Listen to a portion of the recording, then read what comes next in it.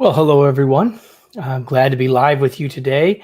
I'm so happy that you're here with us to talk about mistakes, specifically one mistake that we make as leaders that we may not even be aware of, that many of us make, all of us have probably made. And I want to get to that in a minute. But the first thing I want to do is if you're joining us on one of the social platforms where you can comment, please do comment and say hello. Comment and tell us where you're located. I'll be able to see those and I'd love to know where everyone's watching from, participating from. I want you to do more than just watch. Hope you'll participate. And so do that. Start by saying hello and telling us where you're located. That would be great. Do that real quick.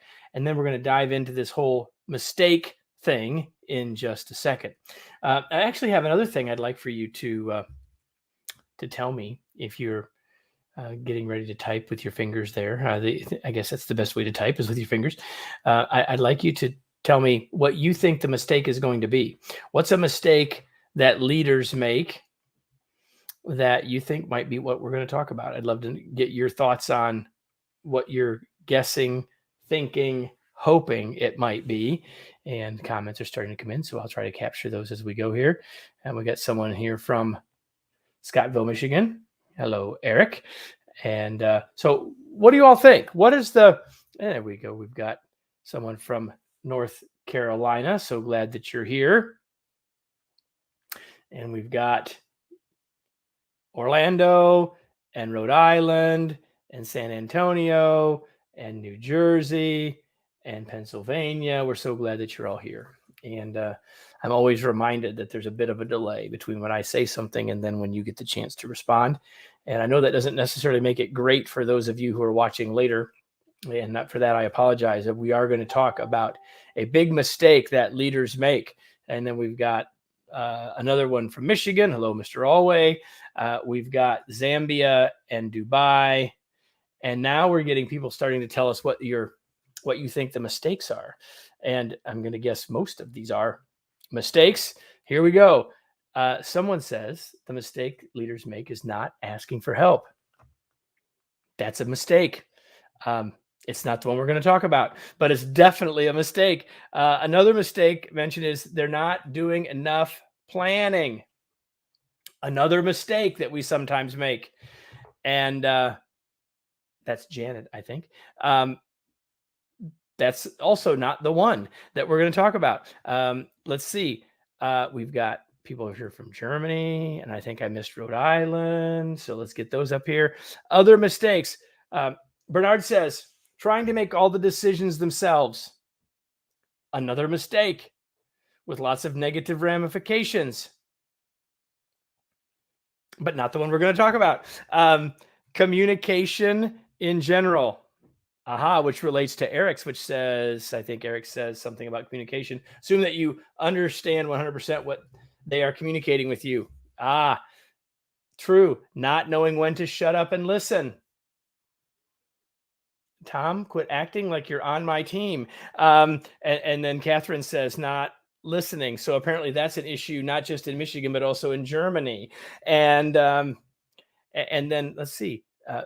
Mary Kay says, thinking they are above mistakes. Oh, really good. We could probably put ego in there, right? Thinking that leaders never make mistakes. We got that now a couple of different times. All of these are mistakes. All of these can cause major problems. Each of them could have been the topic that we're going to talk about. And none of them are. Thinking that they need to have all the answers. Oh, Mike, that is so true. I've had the chance to coach and work with leaders from around the world. And this, while not the topic we're going to talk about yet, and it's not like a contest, everybody. I just was curious what you all thought it might be. But Mike, this point is really important because a lot of leaders put a lot of pressure on themselves to think they're supposed to have the answers, which is why some of these other issues come up, like thinking they have to make the decisions, don't think they're supposed to ask for help. Right? Really important. And related to what Catherine says, thinking that they don't need to learn. But this idea is so very important. Lots of great stuff coming in from the various platforms. So glad that you all are are sharing. Sometimes, let's see, Carlos says sometimes they don't care about what causes the mistakes. They just point at you. So in other words, rather than blaming process or whether they just point at people.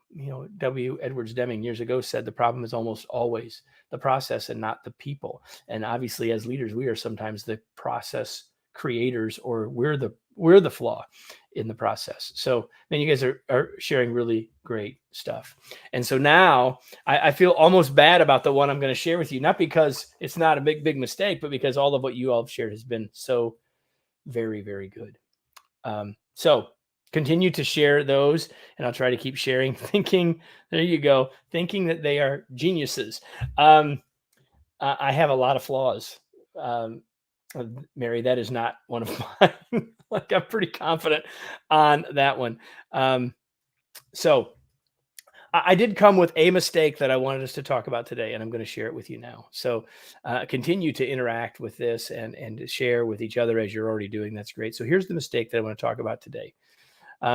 Many leaders either don't delegate or delegate for the wrong reasons. So I suppose those are separate things in a way, but we're going to talk about delegation, right? And so I want to continue to have fun since you're all interacting with me, which is really fantastic. I really want to get your thoughts about this. I'm going to make a couple of statements, and then I want you to fill in the blank that follows. Okay. So when I hear people talking about delegation, they say, well, I know I should, but I really don't, or I don't do it enough.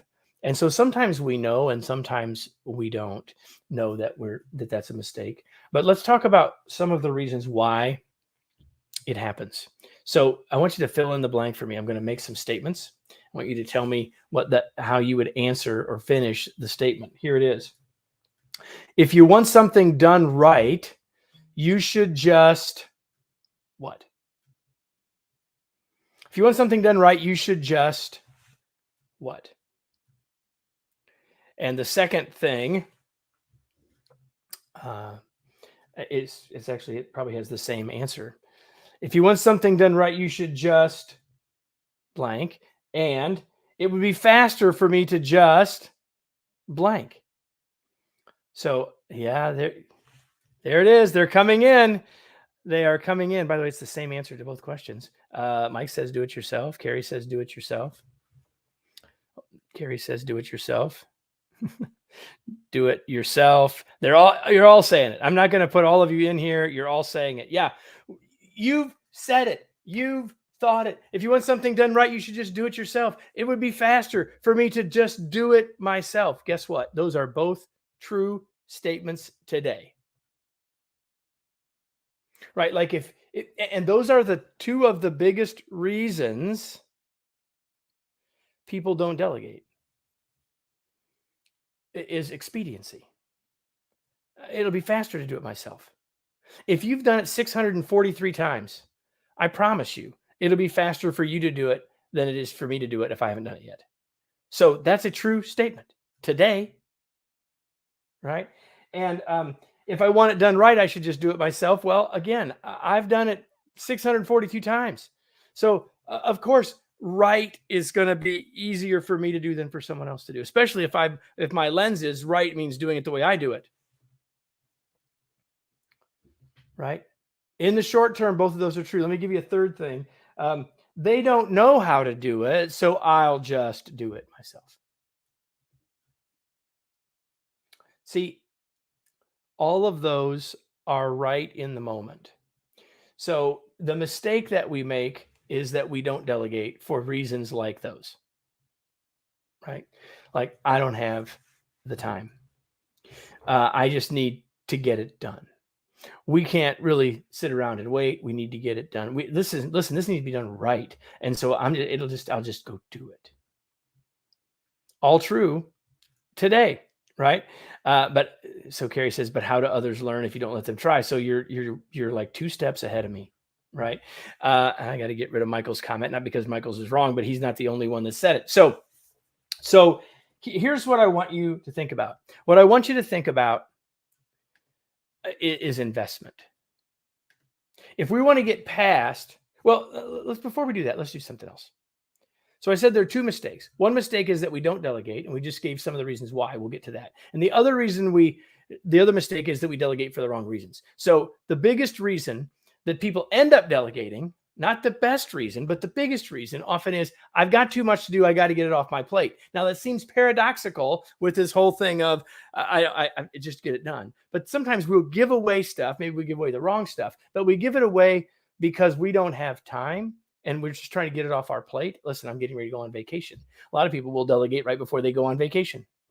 But when our focus is on getting it off of our plate, rather than on helping the other person be successful, we end up dumping it on them rather than delegating it to them. Another big issue. Okay. But I really want to focus on why we don't. And why we don't is because we're in this being in the moment, looking at efficiency, looking at expediency. And what I want us to do is think about investing. So I'm guessing that many of you that are here have purchased a house or invested in your retirement account or invested in something else with a long-term view. And in fact, when you do that, like if I decide I'm going to put money away for my retirement, investing in my future, then I don't have that money to spend today. And so it might be painful for me today, but in the long term, I know it's better. And that's what we need to do. If we want to be successful in delegating, we have to think of it as an investment of our time. It might take us a little longer today. In fact, we could just play this out. I've done this with lots and lots of groups, right? So let's just play it out this way. Let's imagine that I have a task that takes me 30 minutes. And I'm going to hand it off to someone else on my team. I'm just going to say I'm going to hand it off to Catherine, right? Catherine's here. I don't know Catherine, but I'm glad that you're here from Germany, Catherine. Let's say that Catherine works for me, and I'm going to delegate this 30-minute task to her. Okay, cool, right? How long will it take her the first time? Well, longer than 30 minutes. It might take her an hour the first time. And I'm going to spend some time helping her. So I might spend the same 30 minutes and it's going to take her longer. And so now we spend an hour and a half on something that I could have done in 30 minutes. And so there we're justifying, like, why would we do that? Let's just do it and be done with it. But the next time, it only takes Catherine 40 minutes. And I only spend 10 minutes helping her. And the next time, I spend 5 minutes and she spends 35. And the next time, I don't have to touch it and she does it in 30 minutes. And maybe eventually does it better than I did it.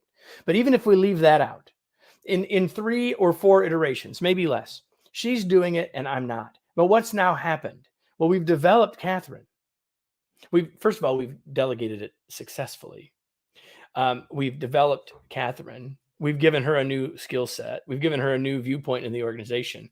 And we've taken it off our plate so we can go do something else, hopefully of higher value, as high or higher value. And I say higher value, not because the other task is now beneath me because Catherine's doing it, but because I could now do some other leadership work that maybe I wasn't getting to. Right?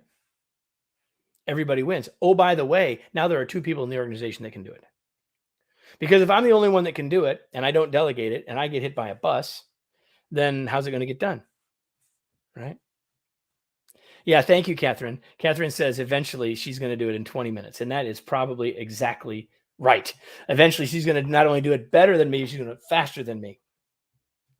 Now, sometimes our egos don't want to believe that when we're the one doing the delegating, right? But very, very true, right?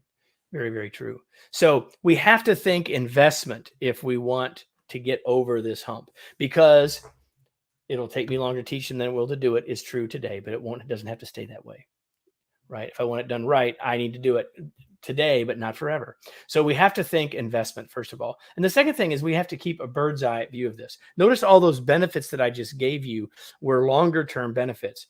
Catherine wins, organization wins, we've got greater flexibility, we've got a new look at it and maybe get it done faster, more effectively. All those things are good. That means looking at the bird's eye view. If we're living in the moment, if we're living in the looking at it like a worm's looking at it, and all we see is this task, then the thing is, I got to get past this task.